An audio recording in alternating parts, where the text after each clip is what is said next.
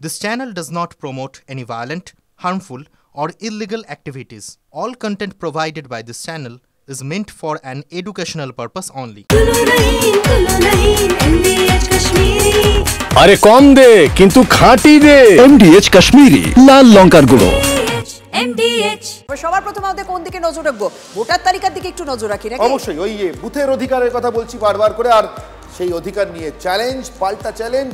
সেই চ্যালেঞ্জে এবার জুড়ে গেলেন সরকারি কর্মীরা। রাজ্যে ভোটার তালিকায় নাম তোলার ক্ষেত্রে বেনিয়মের অভিযোগ, মাত্র 1% নমুনা যাচাইয়ে নাকি ধরা পড়ল ব্যাপক গরমিল। অনিয়ম রুখতে এবার জেলা শাসকদের চিঠি দিয়েছেন মুখ্য নির্বাচনী আধিকারিক। অস্থায়ী কর্মীদের কাজে লাগানোতেও আরেকবার নিষেধাজ্ঞার কথা স্মরণ করিয়ে দিয়েছে কমিশন।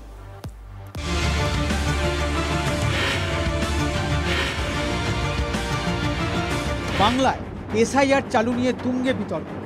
তারই মধ্যে ভোটার তালিকায় নতুন আবেদনে ব্যাপক বেনিয়মের অভিযোগ। তদন্তের মুখে বারুইপুর পূর্ব এবং ময়নার 2 ইআরও।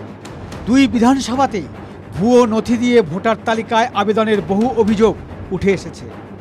কিন্তু কিভাবে পরিস্থিতি তৈরি হলো?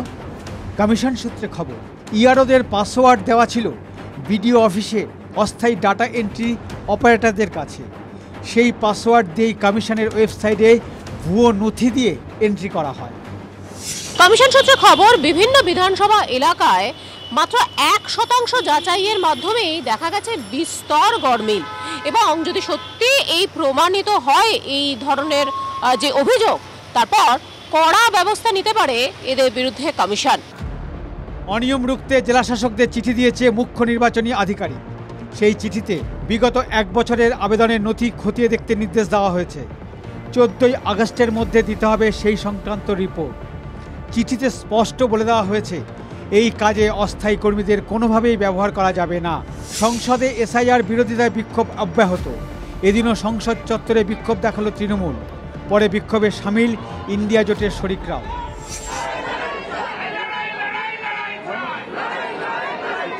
এসআইআর ওরা বলছে স্পেশাল ইন্টেন্সিভ রিভিশন, এটা অ্যাকচুয়ালি এসআইআর মানে হচ্ছে সাইলেন্ট ইনভিজিবল রিগিং, যেটা ইলেকশন কমিশন শুরু করেছে বিজেপির পক্ষে। 2 লোকের নাম বাদ দিক না, 2 কোটি কি 2 লোকের নাম বাদ দিক, ক্ষমতা থাকলে কত ধানে কত চাল বুঝিয়ে দেবো। বিজেপি অবশ্য কটাক্ষ করে বলেছে অবৈধ ভোটাররাই তৃণমূলের প্রাণ ভোমরা। বাংলায় ভুয়ো আধার কার্ড, ভুয়ো ভোটার কার্ড ফ্যাক্টরি তৈরি করেছে এবং সেই জন্য তো এসআইআর নিয়ে এদের এত চিৎকার চেঁচামেচি। কারণ এই অবৈধ মুসলিম অনুপ্রবেশকারীরাই তৃণমূলের ভোট ব্যাংক, তারাই তৃণমূলকে জেতায়। সামনেই 26-এ নির্বাচন। তার আগে এসআইআর অর্থাৎ ভোটার লিস্টের বিশেষ নিবিড় সংশোধন নিয়ে তুঙ্গে চর্চা। শ্রাবন্তী সাহা এবং জ্যোতির্ময় কর্মকারের রিপোর্ট, TV9 বাংলা। দেখুন, বিএলওদের উপর যখন রাজনৈতিক দলগুলি চাপ তৈরির চেষ্টা করেছে, তখন পাল্টা চ্যালেঞ্জ ছুড়ে দিয়েছেন বিএলওদের একাংশ। তারা বলছেন ভুয়ো ভোটার পেলে অবশ্যই তারা নাম বাদ দেবে। তবে এই নিজেদের নিরাপত্তা নিয়েও চিন্তায় রয়েছে বিএলওদের একাংশ। দেখুন, এটা মনে রাখবেন, আপনারা চাকরি করেন স্টেট গভর্নমেন্টে, আপনাদের প্রতি মুহূর্তে প্রতি ঘন্টার কার্যপদ্ধতি কমপ্লিটলি নজরদারি এবং মনিটরিং করছি আমরা। যেটা ট্রেনিং দেবে সেটাই আমরা পালন করব। ডকুমেন্ট নিয়ে প্রপার ডকুমেন্ট অনুযায়ী করব, কারুর কথাতে কিন্তু আমরা কিছু করব না। সামনেই 26-এ নির্বাচন। তার আগে এসআইআর অর্থাৎ ভোটার লিস্টের বিশেষ নিবিড় সংশোধনে রাজনৈতিক দলগুলোর সাঁড়াশি চাপে বিএলওরা। বিএলওদের হুঁশিয়ারি দিয়ে মুখ্যমন্ত্রী মনে করিয়ে দিচ্ছেন যে তাঁরা রাজ্য সরকারের কর্মী। বিরোধী দলনেতা আবার তাঁদের উপরে নজরদারির কথা বলে পাল্টা চাপ তৈরি করছেন। এই পরিস্থিতিতে রাজনৈতিক দলগুলোর উদ্দেশ্যে পাল্টা চ্যালেঞ্জ ছুড়ে দিয়েছেন বিএলওদের একাংশ। দুর্গাপুরের এক বিএলও নাম চিরঞ্জিত ধীবর, তিনি ফেসবুকে লিখেছেন, আমি মুখ্যমন্ত্রীকে চ্যালেঞ্জ করছি, আমি ভুয়ো ভোটার পেলে অবশ্যই নাম বাদ দেব। আমাদেরকে আপনি চাকরি দেননি যে চাকরি কেড়ে নেওয়ার ভয় দেখাবেন। এই রাজ্যে গণতন্ত্র আছে বলে বড় বড় কথা চলছে। যারা এ হয়তো সিপিএম করে, এ হয়তো বিজেপি করে, বড় বড় কথা। বিএলওদের একাংশ নিজেদের নিরাপত্তা নিয়েও সংশয় প্রকাশ করেছেন। তারা রাজ্য নির্বাচন কমিশনের অধীন, তারা নির্বাচন কমিশনের গাইডলাইন মেনেই তাদের যা দায়িত্ব সেই দায়িত্ব রূপায়ণ করবেন। কার নাম যুক্ত করবেন, কার নাম বাদ দেবেন, সেটা তারা প্রপার এনকোয়ারি করার মধ্যে দিয়েই করবেন। সেখানে দাঁড়িয়ে হুমকি দেওয়ার মধ্যে দিয়ে তিনি সে নিরপেক্ষতাকে ভাঙতে চাইছেন। কাজের পূর্বেই যে চাপটা তৈরি করা হয়েছে, আমাদের যা প্রকৃত কাজ, সেই প্রকৃত কাজ এখানে হ্যাম্পার হবে। এডুকেশন তো জলাঞ্জলি হয়েই গেছে, যেটুকু অবশিষ্ট আছে সেটাকেও শেষ করে দেওয়া হবে এবং আমাদের জীবনহানির যথেষ্টই আশঙ্কা।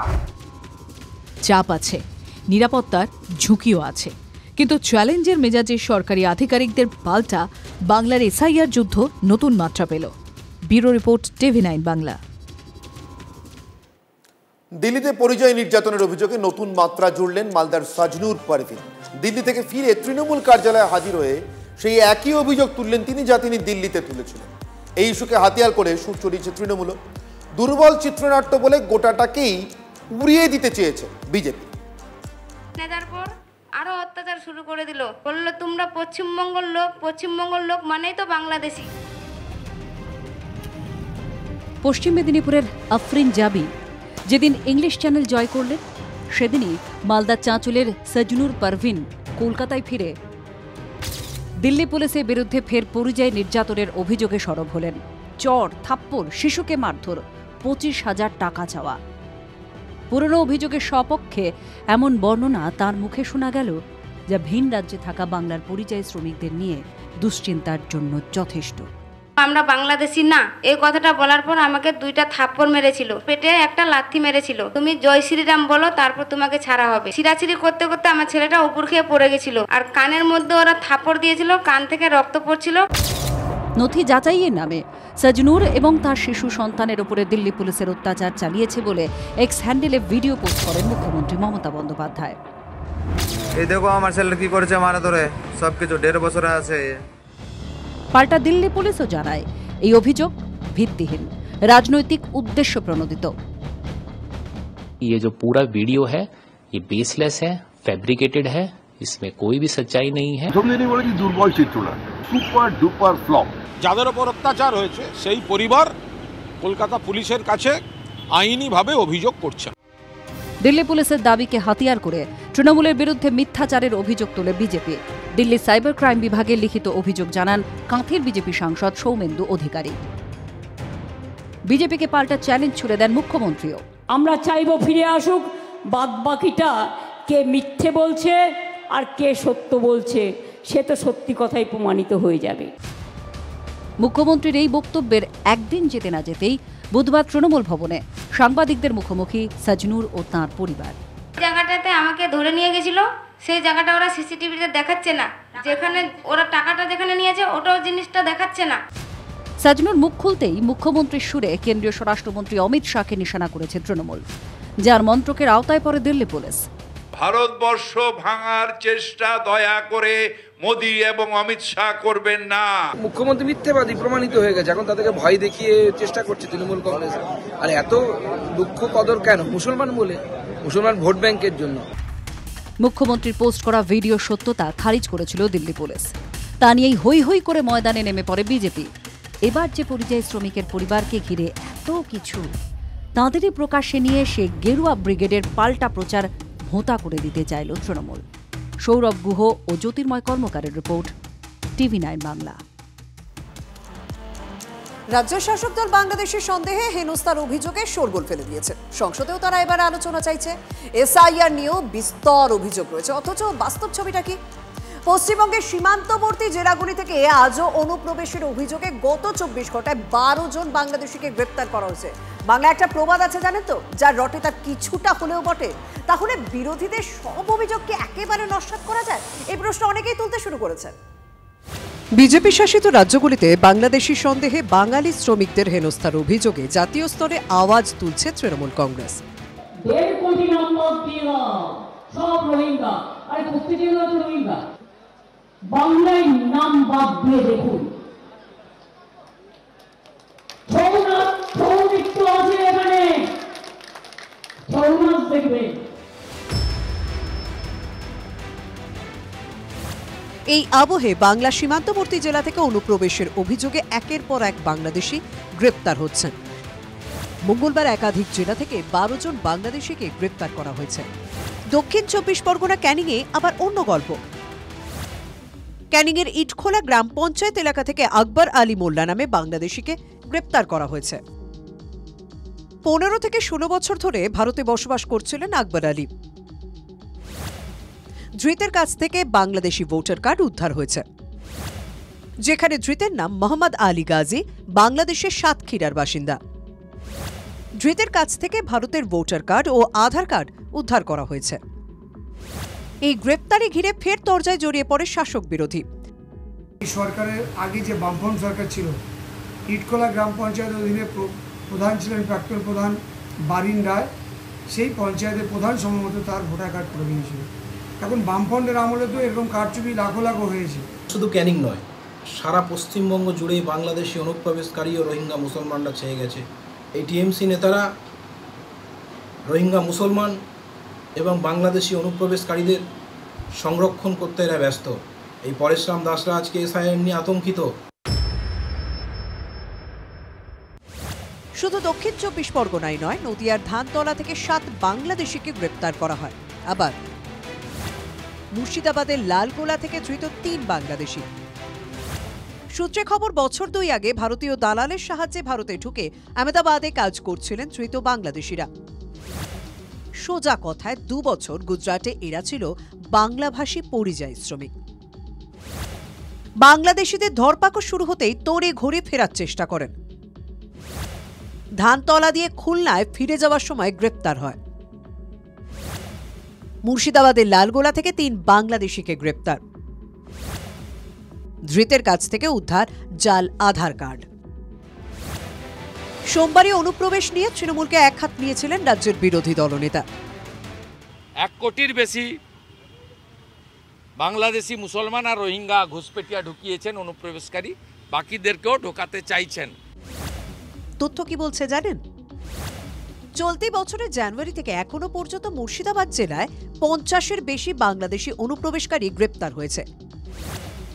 চলতি বছরে শুধুমাত্র রানাঘাট পুলিশ জেলা থেকে এখনো পর্যন্ত প্রায় 500-এরও বেশি বাংলাদেশি অনুপ্রবেশকারী ধরা পড়ে।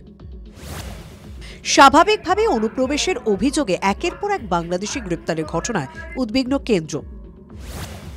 15ই অগস্টের আগে সীমান্তের নিরাপত্তা আরও আঁটোসাঁটো করার নির্দেশ দেওয়া হয়েছে। Bureau report, TV9 Bangla. Sharmistha, এর পাশাপাশি কলকাতাতেও কিন্তু গ্রেফতার হয়েছে। কলকাতা থেকেও গ্রেফতার হয়েছে বাংলাদেশি। যাদবপুর থেকে পার্ক স্ট্রিট থানার পুলিশের হাতে গ্রেফতার বাংলাদেশি মহিলা। ধৃতের নাম শান্তা পাল। ধৃতের কাছ থেকে ভোটার কার্ড, আধার কার্ড, রেশন কার্ড সব উদ্ধার হয়েছে। অর্থাৎ যা যা লাগে ভারতে ভারতীয় সেজে থাকার জন্য। ভারতীয় নথিতে বিভিন্ন ঠিকানা রয়েছে। 24 ঘন্টায় এ নিয়ে রাজ্যে, তুমি যেমনটা বলছিলে, 12 জন বাংলাদেশি গ্রেফতার হল। অ্যাপ ক্যাবের ব্যবসা করতে গিয়ে পুলিশের নজরে পড়েন এই মহিলা। ধৃতের কাছ থেকে একাধিক বাংলাদেশি পাসপোর্ট উদ্ধার হয়েছে। বাংলাদেশের মাধ্যমিক স্তরের অ্যাডমিট কার্ড এবং বাংলাদেশি একটি বিমান সংস্থার আইডি কার্ডও উদ্ধার হয়েছে। 2023 থেকে যাদবপুরের ঠিকানায় ভাড়া থাকতেন এই ধৃত শান্তা পাল।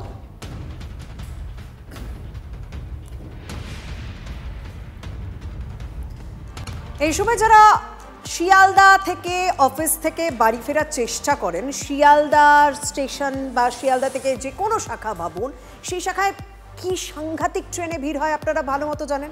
বিশেষ করে শিয়ালদা থেকে একটু তো বসে উঠতে পারেন, কিন্তু বিধাননগর থেকে সেই ট্রেনে ওঠা যায় না। দমদম, সেখান থেকে ট্রেনে উঠতে যায় না। কিন্তু শিয়ালদা ডিভিশনের যাত্রী চাপ সামলাতে কি নতুন 10টা ট্রেন আনা হচ্ছে। আগামী দিনে চাপ সামলাতে আরও লোকাল ট্রেন বাড়ানো হবে। একটা ভালো খবর দিলাম আপনাদেরকে। কিন্তু বিধাননগর থেকে রয়েছেন আমার সহকর্মী সায়ন্ত, তার সঙ্গে একটু কথা বলতে হবে। সায়ন্ত, পুজোর আগে মানুষ নতুন জামা পায়, নতুন উপহার পায়, কিন্তু আমরা তো নতুন ট্রেনের খবর দিচ্ছি। সেখানকার যাত্রীরা কিভাবে রিঅ্যাক্ট করছেন, কি বলছেন তারা? একদমই, দেখো শিয়ালদহ যে স্টেশন, অর্থাৎ শিয়ালদহ হাওড়ার মতো শিয়ালদহ স্টেশনে প্রায় নিত্যদিন 15 থেকে 18 লোক যাত্রী যাতায়াত করে। কিন্তু শিয়ালদহর পরে যে নামটি আছে সেটা হচ্ছে বিধাননগর স্টেশন, যেখানে নিত্যদিন 1,70,000 লোক যাতায়াত করে। আমি গৌরবকে একটু ছবিটা দেখাতে বলবো। তুমি দেখতে পাচ্ছ ভিড়, এই ভিড়টা প্রতিদিনের ভিড়। আর সেই ভিড়কে সামাল দেওয়ার জন্যই কিন্তু শিয়ালদহ ডিভিশন 10টি ট্রেন বিভিন্ন শাখায়, যেরকম ডায়মন্ড হারবার, বারাসাত, বিধাননগর থেকে এমনকি কল্যাণী, 10টি ট্রেন ইতিমধ্যে বাড়তি ট্রেন নামিয়েছে। এবং একই সঙ্গে বর্তমানে 925টি ট্রেন চলে। আরও 75 অর্থাৎ আরও 1000 ট্রেন চালানোর তারা সিদ্ধান্ত নিয়েছে সম্প্রতি ডিআরএমের বৈঠকে। আমি সাধারণ মানুষ যারা রয়েছেন তাদের সঙ্গে কথা বলে নেবার চেষ্টা করব। আপনারা তো নিত্যদিন যাতায়াত করেন, শিয়ালদহ থেকে ডিভিশন থেকে বলছে যে নতুন ট্রেন নামাতে হচ্ছে যাতে ভিড় সামাল দেওয়া যায়, এটা কতটা ভালো হবে আপনাদের নিত্যযাত্রীদের জন্য? হ্যাঁ, অবশ্যই ভালো হবে। ট্রেন যত সংখ্যা বাড়বে তত প্যাসেঞ্জারের সুবিধা হবে, আরামে যেতে পারবে, সেটাই ভালো হবে। তো এই ভিড়টা প্রতিদিন দেখা যায়, এই ভিড়টা সামাল দেওয়া যাবে? খানিকটা হয়তো সামাল দেওয়া যাবে, কিন্তু পুরোটা হবে না। আরও ট্রেন নামানো দরকার।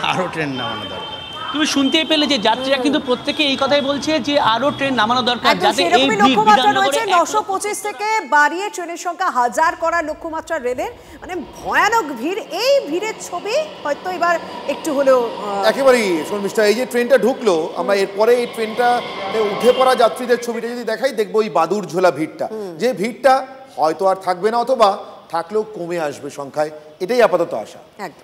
যদি এমবিএচ কিচেন কিং কিচেনে থাকি তো আমরা যা ইচ্ছে তৈরি করতে পারি, বেগুনের ভর্তা, আলু কপি, ভিন্ডি মশলা, আরো অনেক কিছু।